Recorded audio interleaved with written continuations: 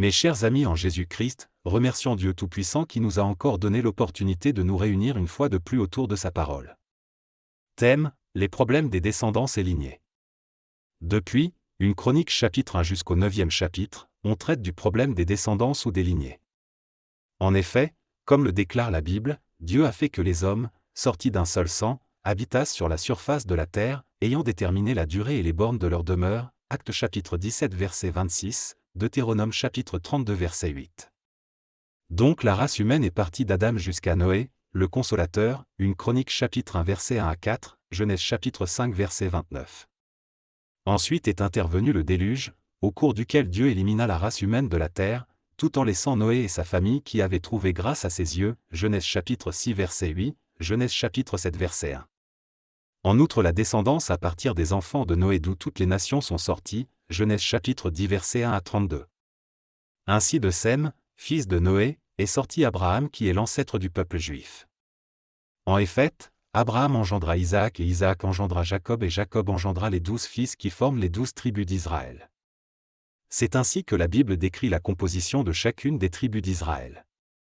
C'est pourquoi au chapitre 4, on parle des descendants de Juda, car Jacob leur père, avait dit de Juda lors de la bénédiction prophétique que Juda recevra les hommages de ses frères et que les fils de son père se prosterneront devant lui.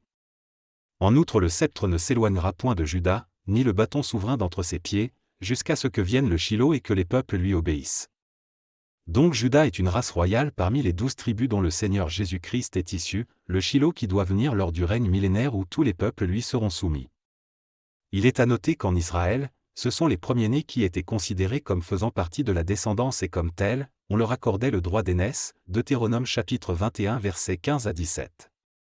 Nous sommes donc dans l'obligation de préserver notre droit d'aînesse et ne pas ressembler à Ésaü qui à cause de la nourriture, vendit son droit d'aînesse à Jacob, son frère cadet, Genèse chapitre 25 versets 29 à 34, Hébreux chapitre 12 versets 16 à 17, Genèse chapitre 27 versets 36 à 38.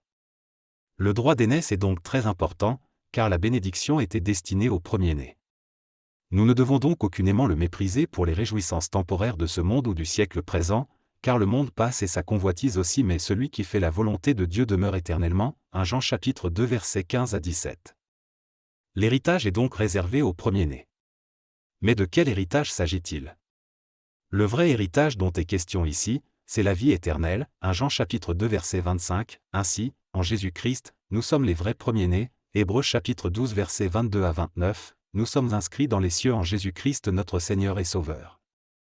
Je vous encourage à vous abonner à notre chaîne afin de ne manquer aucune des vidéos imprégnées de la sagesse divine. N'oublie d'activer la cloche de notification pour ne rater de nouvelles vidéos qui sera mise en ligne. Si Dieu touche votre cœur, vous pouvez également soutenir cette œuvre par vos dons, lesquels contribueront à l'avancement du royaume de Dieu en Christ Jésus. Soyez bénis. Papacy.